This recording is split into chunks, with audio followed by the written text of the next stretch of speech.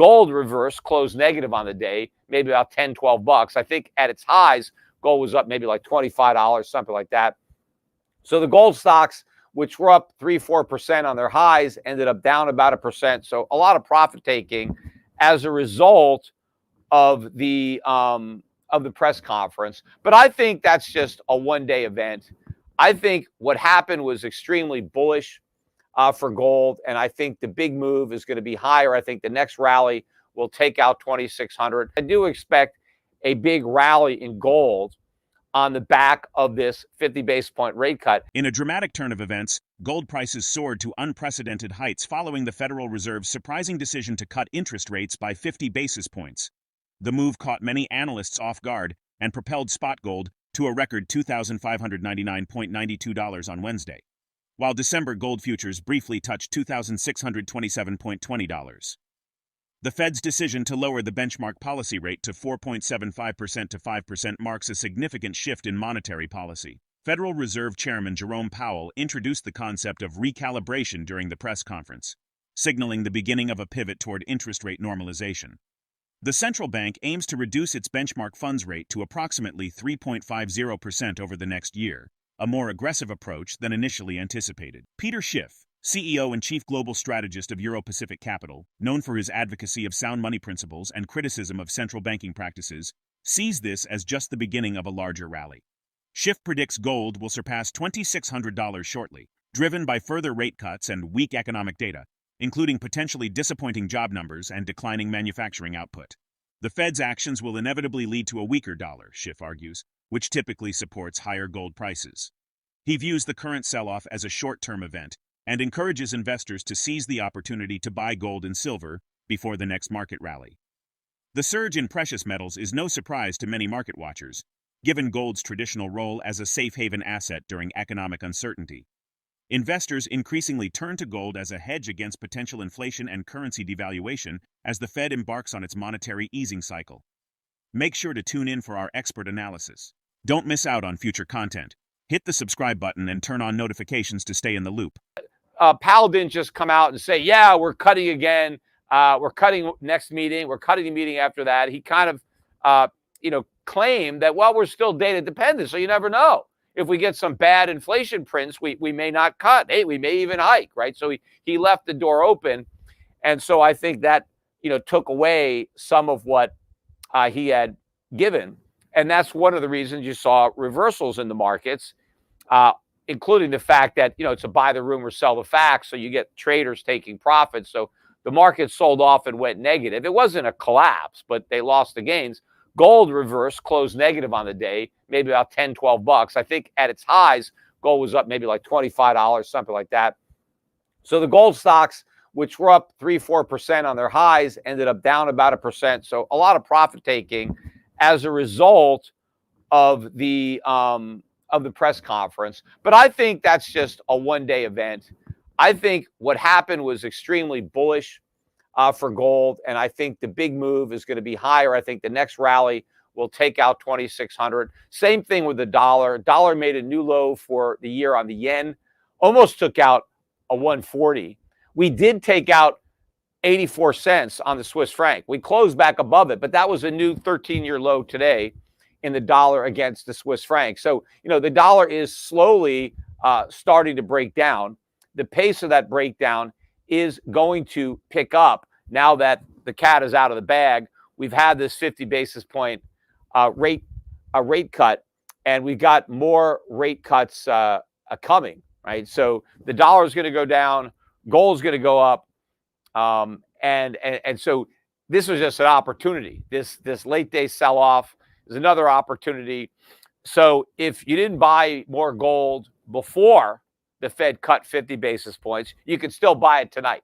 You can still buy silver. Silver, is still above $30, but, it's below 31. It had gotten above there. But silver is a good buy right now. Hold on.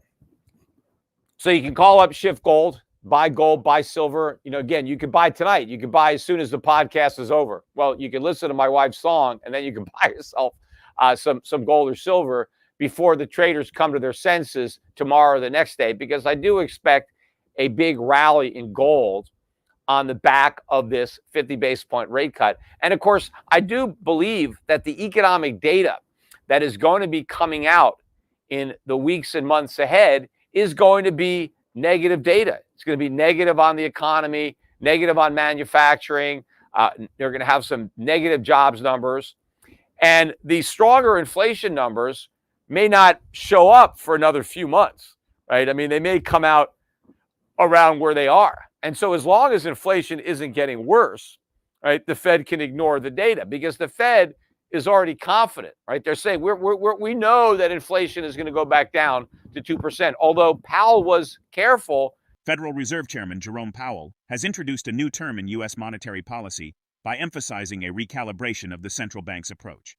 During his recent address, Powell used variations of this term approximately 8 times, underscoring its significance in the Fed's evolving strategy. The Fed's pivot comes as inflation in the United States shows signs of moderating, bringing it closer to the Fed's long-standing 2% target.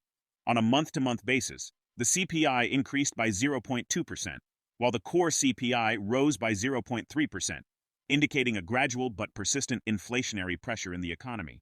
Despite the encouraging trend in inflation data, the Fed's decision to cut rates has not been without its critics. PeterSchiff argues that the Federal Reserve should adhere to a more stringent approach. Schiff contends that if the Fed were to remain consistent with its inflation targeting policy, it should wait for inflation to fall below the 2% target before implementing rate cuts.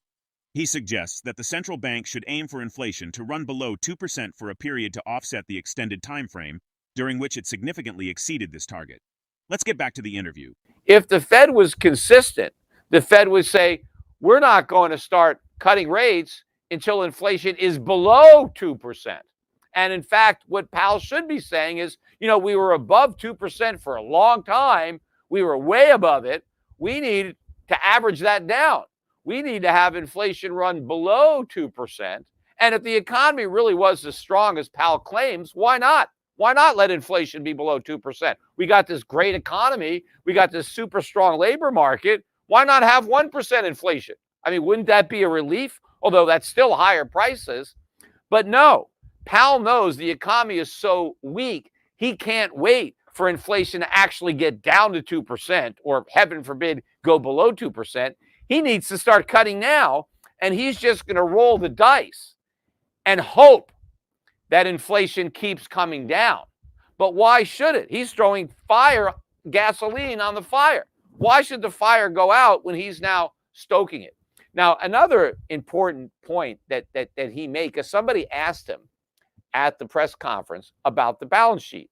Like, hey, what are you going to do with the balance sheet? Now you're cutting rates. What about the balance sheet? Because, you're shrinking the balance sheet. You're going along with QT. Isn't that, counterproductive, right? Because on the one hand, you're easing with rate cuts, but on the other hand, you're tightening by, shrinking money supply or by, shrinking your balance sheet.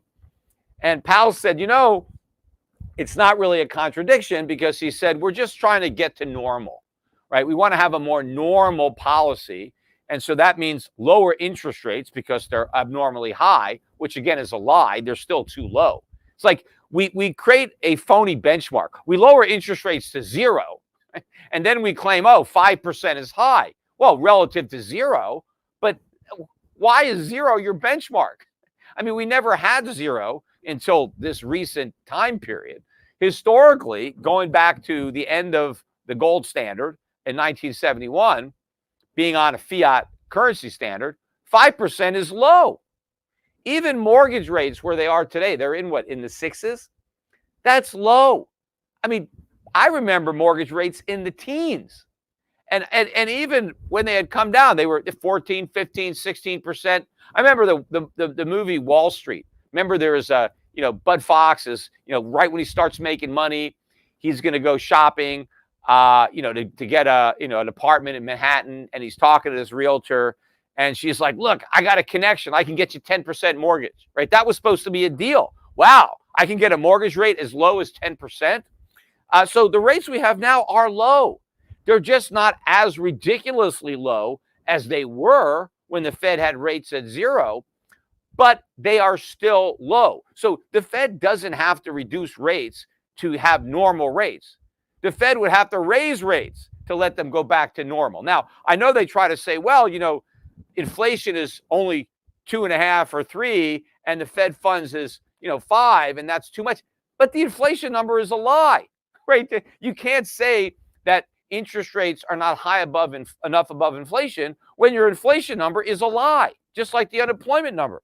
The inflation is actually much higher than what the government reports. So you can't determine real interest rates. You can't say, hey, we have high real interest rates because interest rates are a lot higher than the inflation rate, when the inflation rate is BS. The actual inflation rate is higher, and the bond markets would know that, right? They should. And so it's not true. But Powell claims, well, look, we're only cutting rates, not because we're panicking or because there's anything wrong. We're just trying to get to normal. The coming months will be crucial in determining whether this new strategy can successfully balance price stability with economic growth. How will the Fed's recalibration impact long-term inflation expectations and the role of gold as a safe haven asset? Share your perspective in the comment section. If the video resonates with you, join our community by subscribing to our channel and enabling notifications with the bell icon.